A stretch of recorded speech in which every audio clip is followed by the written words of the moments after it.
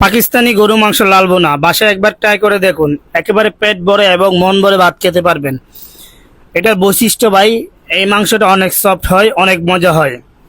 তাহলে রেসিপিটা দেখে নিন, আপনিও বাসায় ট্রাই করতে পারেন। প্রথমে একটা কড়াইতে আমি সয়াবিন তেল দিয়ে দিচ্ছি। কড়াইটা গরম করে তার মধ্যে কিছু গরম মশলা, দারচিনি, এলাচি, বড় এলাচ, স্টার, জয়ত্রী, লং, কালো গোলমরিচ, তেজপাতা, একটা জয়ফলের গুঁড়া, এগুলি তেলের মধ্যে একটু হালকা ফ্রাই করে নিচ্ছি।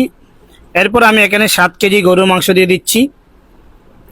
মাংসটা দিয়ে এখানে সুন্দর করে নাড়াচাড়া করে মাংসটা এখানে তেলের মধ্যে ভালো মতো ফ্রাই করে নিতে হবে, যেন একেবারে মোটামুটি 20% এখানে সিদ্ধ হয়ে যায়। ওইভাবে আপনারা তেলের মধ্যে সুন্দর করে ফ্রাই করে নেবেন। দেখেন এরকম ফ্রাই করা হয়ে গেলে আমি এখানে দিয়ে দিচ্ছি 1 কেজি পরিমাণ পেঁয়াজ, সুন্দর করে ব্লেন্ড করে দিয়ে দিচ্ছি। আদা রসুন আমি সমান সমান পেস্ট করছি, এটা আপনাদের পরিমাণ মতো আপনারা আদা রসুন ইউজ করতে পারেন। এরপর আমি এখানে আবার সুন্দর করে এটি বোনা করে নিব, যেন আদা রসুন এবং কাঁচা পেঁয়াজের গন্ধটা চলে যায়। এই গ্রেভিটা আমি মাংসের মধ্যে সুন্দর করে ভালো মতো বোনা করে নিব। 10 মিনিট পরে দেখবেন বোনা করতে করতে গ্রেভি থেকে তেল ছেড়ে দিবে।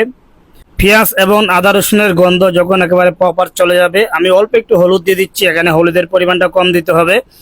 এরপর আমি এখানে পরিমাণ মতো লবণ, যতটুকু আমার লবণ প্রয়োজন হয় ওই পরিমাণ লবণ দিয়ে দিচ্ছি। গুঁড়ামরিচ দিয়ে দিচ্ছি, গুঁড়ামরিচ একটু বেশি দিবেন, যদি স্পাইসি হয়েও তাও একটু বেশি দিতে হবে, না হলে আপনার মাংসের প্রপার কালারটা আসবে না, সেজন্য গুঁড়ামরিচ একটু বেশি দিবেন।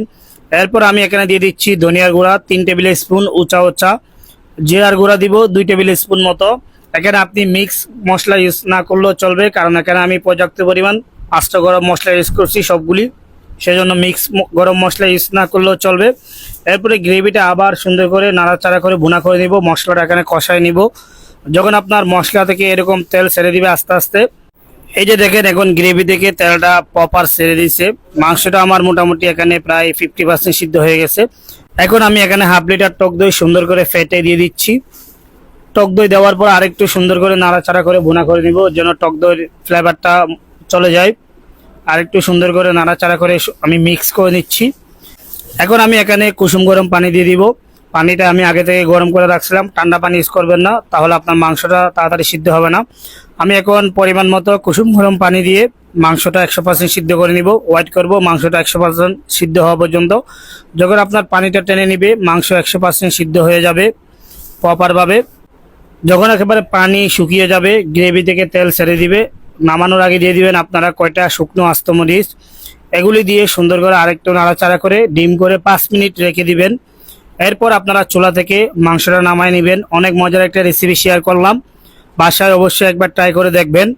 আর রেসিপিটা ভালো লাগলে অবশ্যই আমার ফেসটা ফলো দিয়ে সাথে থাকবেন, ভিডিওটা লাইক কমেন্ট শেয়ার করে যাবেন।